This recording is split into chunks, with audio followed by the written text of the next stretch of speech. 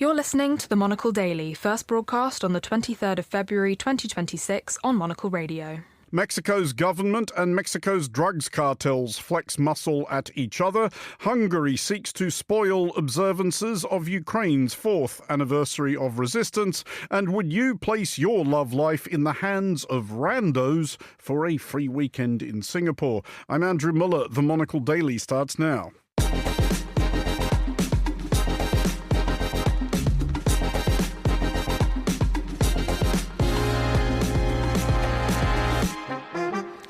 Hello and welcome to the Monocle Daily, coming to you from our studios here at Midori House in London. I'm Andrew Muller. My guests Terry Stiasny and Jacob Parakillas will discuss today's big stories, and we'll hear from Daily regular James Rogers about his new book chronicling the post-Cold War history of Russia and where it all went wrong. Stay tuned, all that and more coming up right here on the Monocle Daily.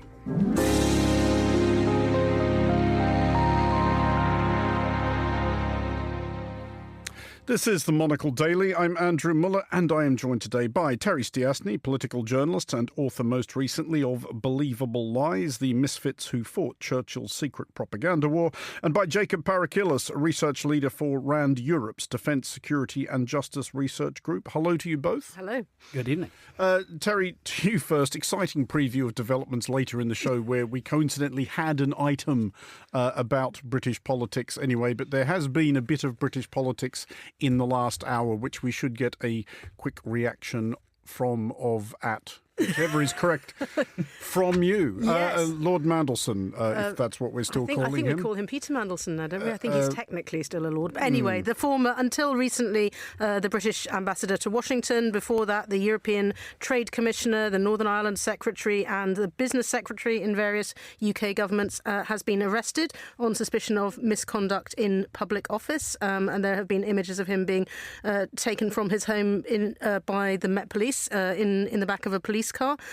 He's obviously previously denied any wrongdoing, but obviously this relates to the investigation that was going on into the Epstein files and the suggestion that he might possibly have forwarded sensitive government information to people who should not have had it. I mean, this is enormous. This is a man who has been a figure in British politics for the last 40 years, and it's just really a sign of, how far these investigations have gone.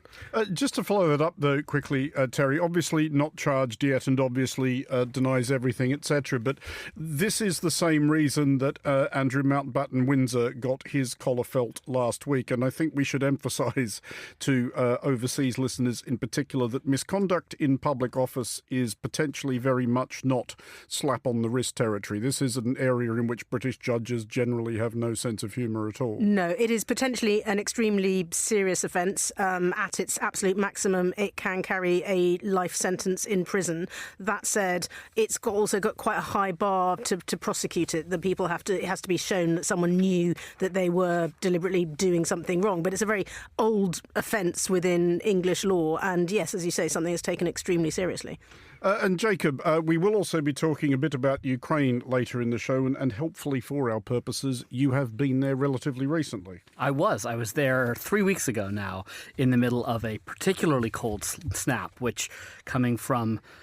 sitting here now today, having just gotten back from holiday in Portugal, I feel like I've seen the extremes of weather in continental Europe in the space of about 2 weeks. But what was your sense approaching the 4th anniversary of how the morale of people was holding up? Because I was last there in Odessa last June, July, but that obviously much different weather, not quite as absolutely miserable as I'm sure it was in Kyiv at this time of year. But even then, 6-7 months ago, when I asked Ukrainians were they prepared to fight on ad infinitum, their answer was invariably some variation on, well, what choice have we got? Is that still the attitude in Kyiv? Yeah, it is. It surprised me, honestly. I've been going with some regularity for the last couple of years, and every time I'm struck by the level of determination. And one person, I go to Kyiv. I don't go closer to the front. I don't go to the countryside. The people I speak to are a very, very specific subcategory of Ukrainians. So I don't want to represent this as some kind of slice of life. But the sense that that I get, the people that I talk to, reflect on the fact that the Russian strategic bombing campaign, as brutal as it's been, as designed as it has been to break morale, has really had the opposite effect. Not that people aren't frustrated and angry and cold and, suffering, but that it makes them more determined to stick their finger in the Russians' eye and to keep surviving. Well, we will start in Mexico, where members of the Jalisco New Generation cartel, or CJNG, appear not to be taking a philosophical view of the demise of their kingpin, Nemesio Oseguera Cervantes, better known and widely feared as El Mencho. El Mencho was killed yesterday in the course of an attempt by Mexican authorities to run him in. 8 of El Mencho's bodyguards and 25 members of Mexico's National Guard, roughly the equivalent of the FBI, are also reported dead. The CJGN have launched a wave of retaliatory violence across Mexico, torching vehicles and businesses. Flights to some airports were cancelled. As of this broadcast, President Claudia Sheinbaum insists that order has been restored. Jacob, first of all, 108 days, and I counted, until Mexico kick off against South Africa in Mexico City to commence the 2026 Men's World Cup. Is this Mexico trying to clean house ahead of that? I'm not sure that it's specific to the World Cup or any other timing. The type of intelligence that you get to launch an operation against a cartel kingpin is not stuff that you can sort of dial up or down. You might, at the political level, you might be able to put a little bit more pressure on the military, the National Guard, the federal police, local police forces to redouble their efforts. But it's not as though, they had the guy dead to rights and they waited for a moment when, there would be an opportune sort of house cleaning pre-World Cup opportunity. You move when you get the opportunity, basically. I think more broadly, it reflects a sense that this government has determined that it's a national security interest to decapitate cartels, to strike the leadership, which has been an intermittent strategy that the Mexican government has pursued against cartels going back decades. Again, it ebbs and flows depending on which administration we're talking about and how bad the violence is. But it does have a lot of historical resonance with Mexico's approach to its cartels. Nevertheless, Terry, an extraordinary demonstration of the CJNG's power. It's across Mexico. It has closed airports. Extraordinarily, given that we are talking about an outlaw drugs gang, they have placed several entire cities under what they call a curfew. It's starting to look like maybe a bit of a score draw at best for the government. On the one hand, they have removed one considerable player, but they have also demonstrated their relative powerlessness, haven't they? Yes, obviously, if you're the government, you want to be able to, absolutely control your whole territory. You want to be able to show that you are the law and that you can enforce it. But when they've got these kind of paramilitary-style groups, they've got access to, military-style vehicles, they're obviously highly organised. That is, seems to be fighting, not quite a war, I suppose, but a type of war, I suppose, at least. And I suppose one of the dangers that arises from this is that not only are they fighting against the government, but it's quite likely that the cartel will be kind of fighting amongst itself. My knowledge of this coming primarily from, watching The Sopranos, watching mafia films. Once you get rid of the top guy, everybody else tends to, have a turf war to see who then succeeds.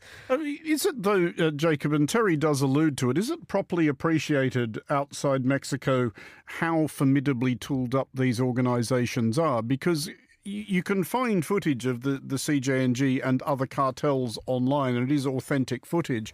It does not look indistinguishable from the actual militaries of some nations. They have armoured cars, they have tactical gear, they have not just the rifles you might expect, but, grenade launchers and similar other light weapons, armed drones. I mean, it is extraordinary that this situation has reached this stage.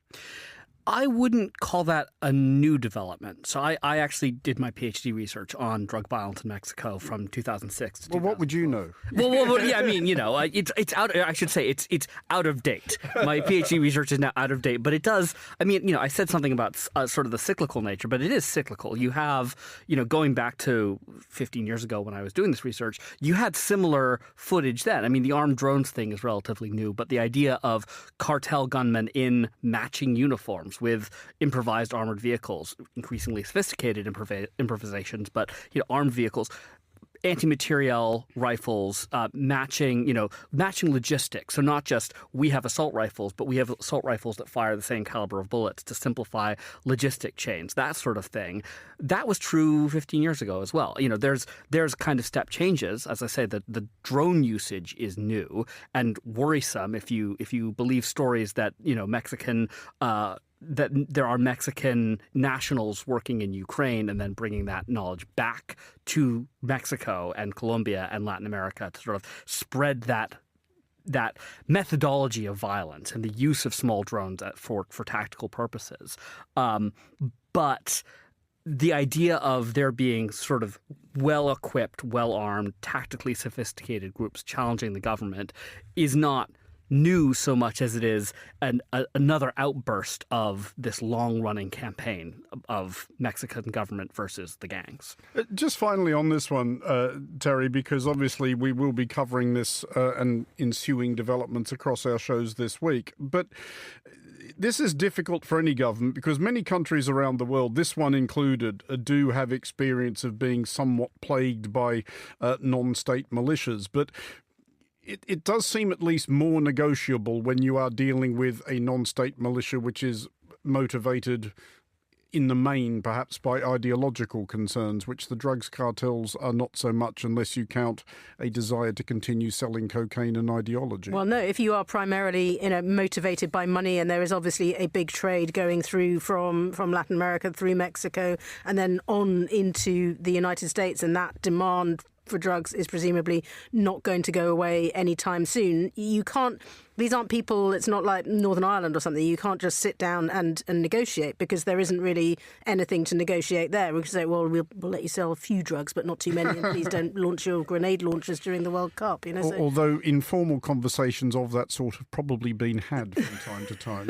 Could be. But I think they must be very worried, particularly, as you're saying, with the World Cup, you've got, Guadalajara being one of the host cities that's going to be hosting matches there. And obviously you want, tourists and football teams and people, dignitaries, to be able to come to that.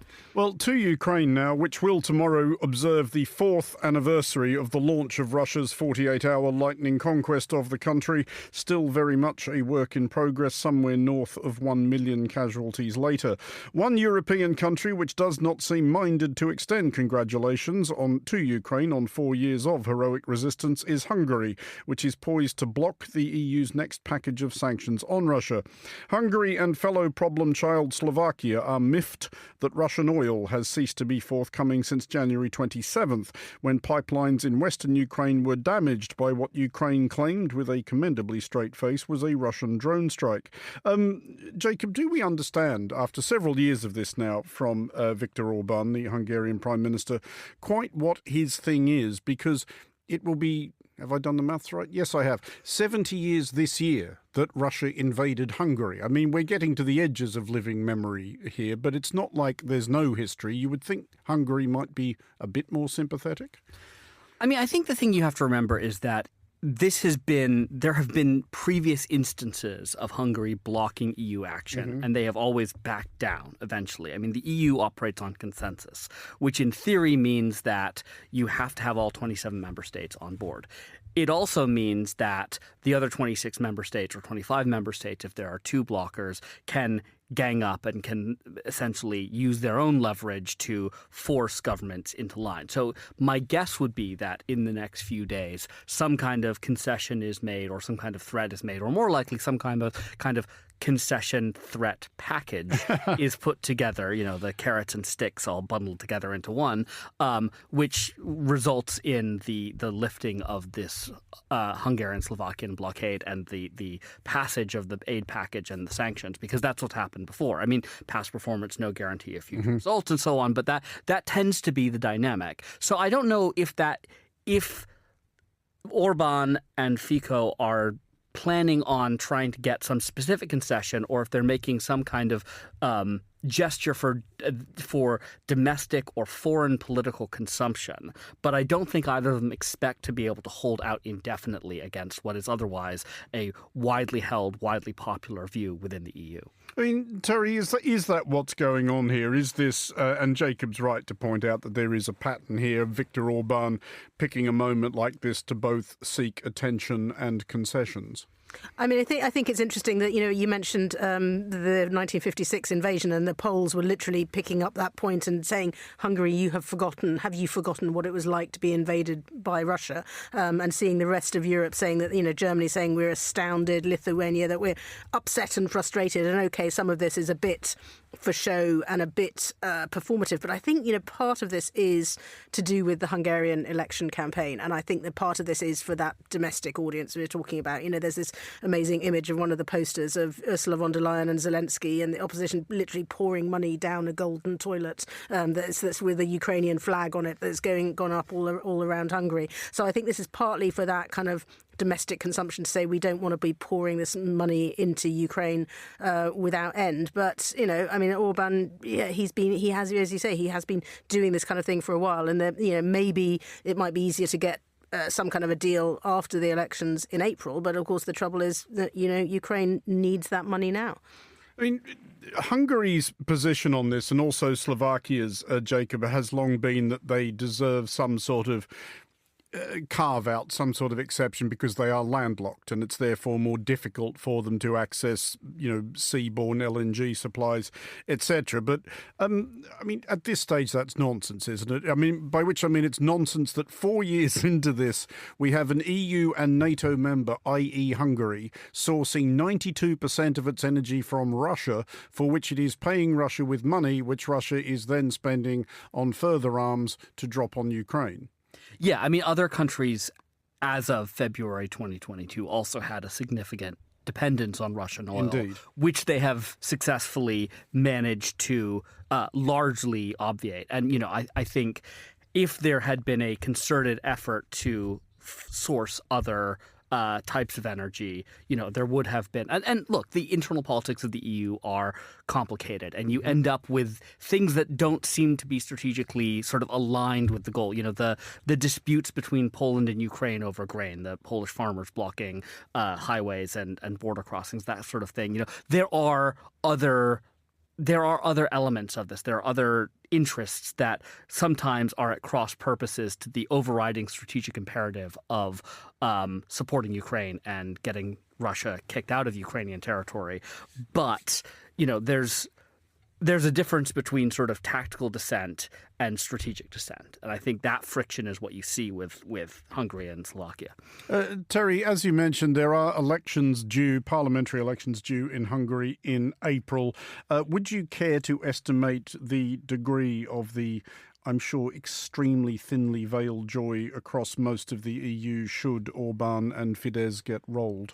I think they really, certainly their near neighbours, I think, would be pretty much delighted to see this because, of Orban being such a spanner in the works and them constantly having to threaten, where if you don't behave properly, we might have to throw you out and then not doing it. But, the polls seem to sort of be very widely differing as to whether that's something that's going to happen.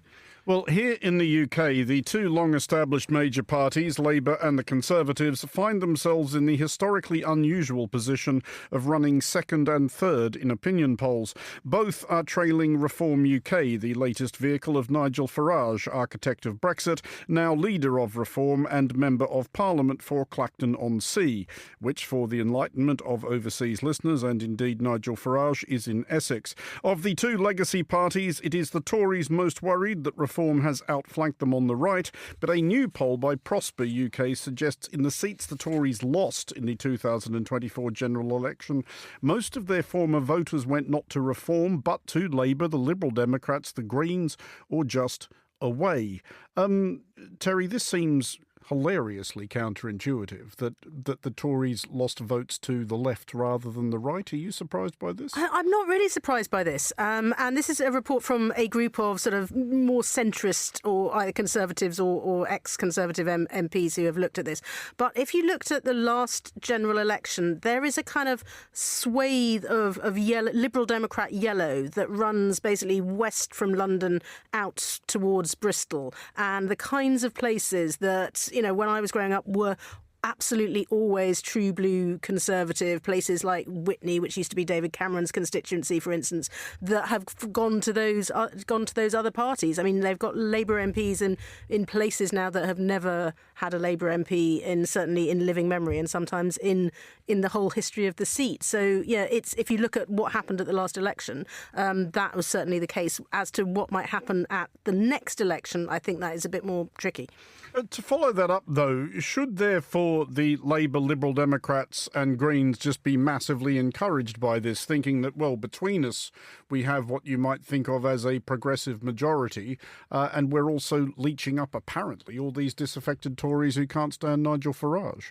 It is, but it's quite fragile, though. I think partly because you're not used to having so many Labour MPs in the West Country, or also in places like the east of England. They're suddenly having to deal with very non-traditional Labour things. So they're just suddenly discovering that, we've got a massive farming constituency here, and farmers don't like having extra inheritance tax piled on them, and suddenly turning around going, these are not the people that as Labour MPs we are used to dealing with. And I was talking to a Tory MP recently, and I said, well, how worried are you about reform? And he said, well, he said he was worried about reform more because it split his own vote, and in his seat was more likely to let the Liberal Democrats come through in an area where the Lib Dems had always done quite well in the past.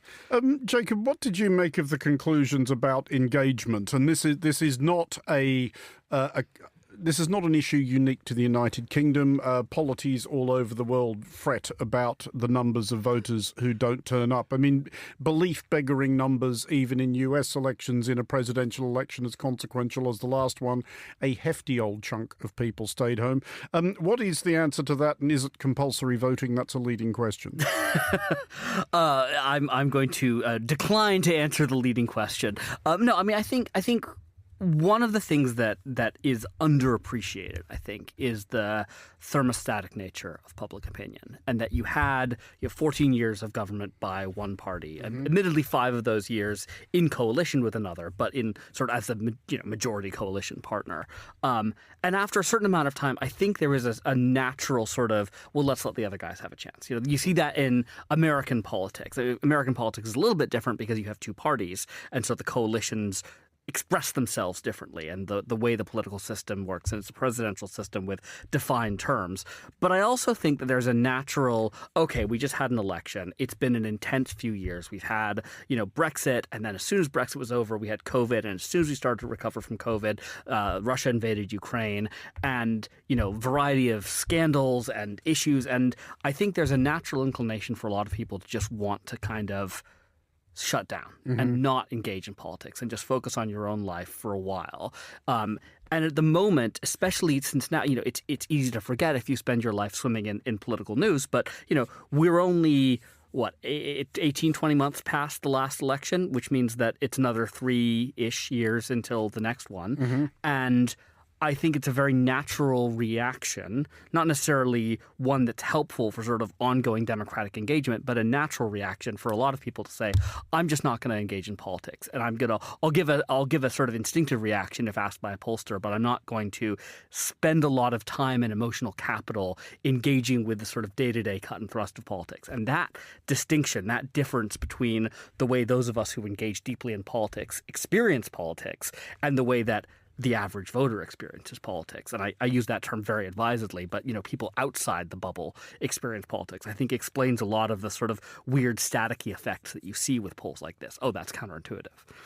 Is there, just finally on this one, Terry, anything here for the Conservative Party? Like, might they start thinking, well, maybe there is a market somewhere here for what we might have thought of as sensible, stolid, old-school, one-nation Toryism. Not that that appears the natural métier of the current leader of the Conservative Party. No, it very much isn't. But I think, one of the things that they could possibly benefit from is that Reform in particular, they're running at about 30% in the polls at the moment, but actually quite a lot more people, if you ask them, do you like or hate Reform? There are just as many, if not more, people who really strongly dislike them. They are quite a polarising party. And I think some of the Conservative MPs who did manage to hang on to their seats, the kind of people that would support this report, would say, we did it by being a bit more sensible. We did it by actually filling potholes and actually being a good constituency MP. And I think those are the people that have some of them managed them to cling on. Well, to Singapore now, which seems weirdly preoccupied with the loneliness of Americans. Singapore has a long tradition of state-operated matchmaking. Its social development unit launched in 1984 to address declining birth rates by encouraging the interactions of the eligible. Singapore has now launched a tourism campaign encouraging Americans over 21 to send their details to a panel of aunties, this being a Singaporean term for busybodies of a certain age. These sages will select two likely types for a 4-night first date in Singapore, all expenses paid. Jacob, would you be tempted by this? Well, I should... You are American over 21. I am American over 21. I've also been married for 16 years, so... This would probably go over quite badly at home. I would go over quite badly at home, I think. Yes. I mean, if I try to put myself in the shoes of the person who I was before I met my wife, I would say, I'd give it a go. I wouldn't have any particular expectation that it would produce. My very, very brief record of being set up by people was not filled with success, let's say. So I don't have a lot of faith that, someone who's never met me would pick someone that I would actually be compatible with. But sure, 4-night all expenses paid vacation, why not? That part of it does sound fun, Terry, but the problem is, of course, if you got set up with just an obvious total dud, and the chances you would have to say, all due respect to the Singaporean aunties, I'm saying that's at least an even chance.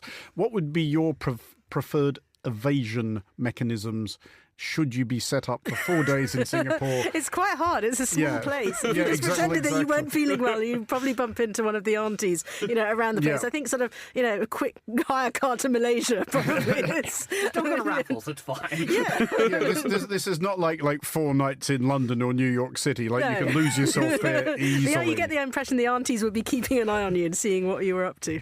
You might have to say that you went to a dodgy food court and, The slogan here, Jacob, is aunties, not algorithms. Congratulations to the Singapore Tourist Board who are up all night working on that one. But might they be onto something in sensing an amount of app fatigue? Yeah, again, my non-single status predates the app era, slightly, dating myself here, pardon the expression. But, I do, from people I talk to and people who I have heard, I think there is a level of app exhaustion, and something which is not algorithmic, which is not app-based, which isn't swiping, probably has a certain amount of appeal. And might it therefore, Terry, just finally on this, it wouldn't make any less sense than current arrangements to actually just outsourcing all this stuff to a panel of experts, would it? No, but I do have some logistical questions about this. Okay, how's the second date going to work?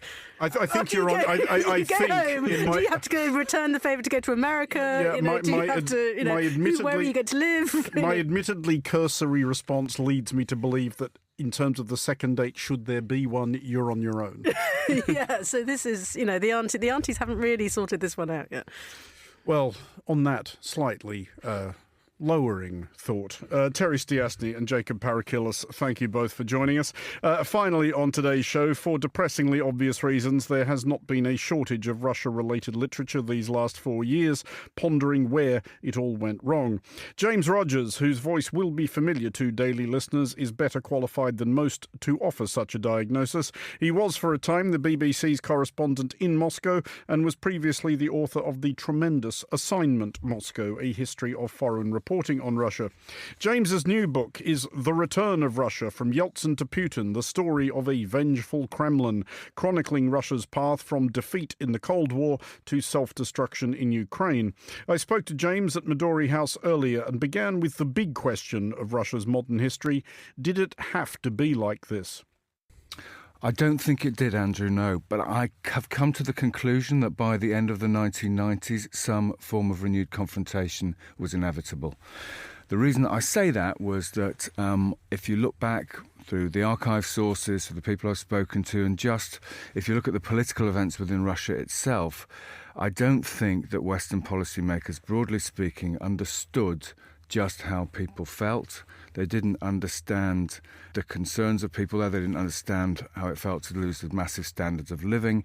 And I don't think, in short, they understood the political consequences of what I call in the book the time of humiliation. That's how I term the 1990s. People were impoverished at home, and Russia was being ignored on the world stage. And remember, this was a very quick transition from having been a superpower, for most of the population's lives.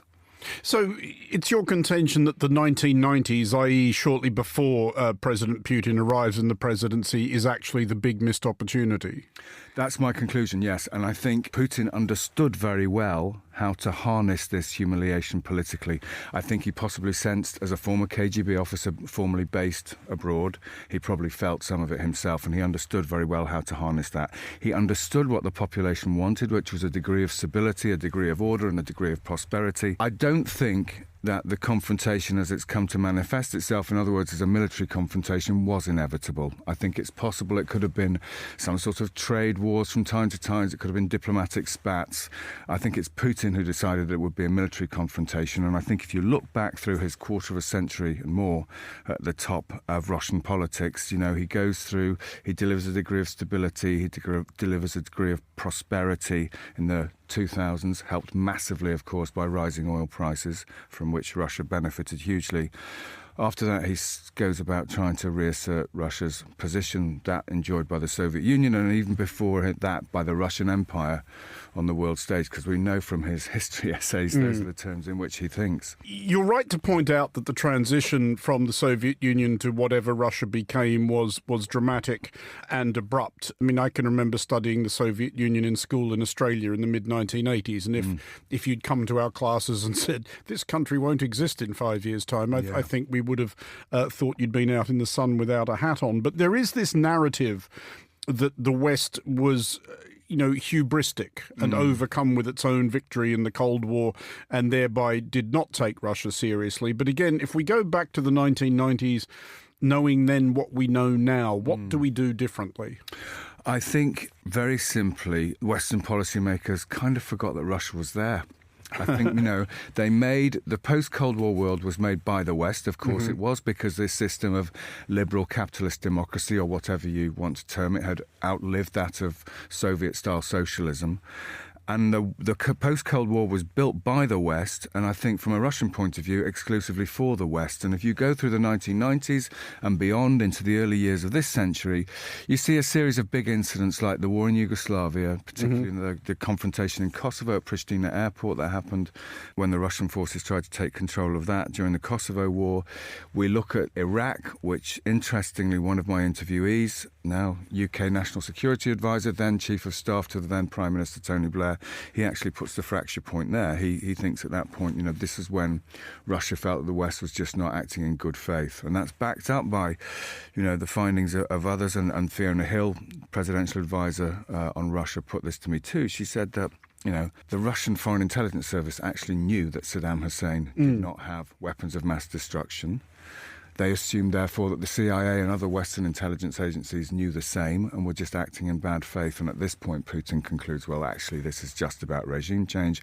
If they can go for Saddam Hussein, long-time Soviet and now Russian ally, then maybe they can come for me one day. And that's when he starts worrying. Then, of course, this is followed by the so-called colour revolutions in Georgia and Ukraine. So we see Putin adapting this sort of, isolationist and almost paranoid, one might say, mindset. Always fun to hear from Russia accusing others others of acting in bad faith, obviously. But how much of it, though, for all the mistakes that the West may have made in its ignorance and hubris in the 1990s, how much of what we've seen, especially since, and especially in the last 5 to 10 years, is basically just paranoid, self-pitying nonsense from Russia? Because this is what always strikes me, is that whole western frontier Russia has with Europe, for all anybody has any designs upon Russia at this point, could be defended by one pimply conscript in a toll booth. Yeah, there is no threat to Russia from the West. Which is why I want to be clear that my argument is not that this is all the West's fault. It's absolutely not. My argument is that some kind of renewed confrontation was inevitable, but that it was very much Putin that decided it should be a military one. Having established his rule at home and suppressed any sort of political dissent, by the way, with consent. You know, we have this unwritten rule that if you keep quiet, you know, you can get rising living standards and you can go on holiday to Turkey and things like that, things which Russians have just never been able to do before, at least not ordinary ones. And he decides that, you know, having established that, he wants to go after, you know, restoring Russia's greatness as he sees it on the world stage. And we see this in a military form because he's harking back to the last century, broadly speaking, when Washington and Moscow decided between them what the European security architecture would be, who the leading powers in Europe would be, and the Europeans themselves had very little say in it. Obviously, Putin's, you know, imperial delusions should not and cannot be indulged because where does that even end? Does he envisage being the next Russian leader to walk at the phalanx, head of a phalanx of troops down the Champs-Élysées? One hopes not. But obviously that can't be indulged. But are there lessons that perhaps we should have learnt from the last 30 years that we could apply to some sort of future relationship with Russia? Well, we are going to have a different relationship of some sort in the future, aren't we? There was one fascinating document I found in the National Archives here in London, Andrew, which was written by Tony Bishop, who was a translator for British Prime Ministers from the 1950s onwards. On his retirement, he offered, at 1960s onwards, on his retirement, he offered the piece of advice about just spending some time and taking Russians seriously. And I think that was what was really absent in the 1990s, you know. Another thing that's become clear from my research has just reminded me how very busy diplomats and ministers and their advisors are when they're on these visits.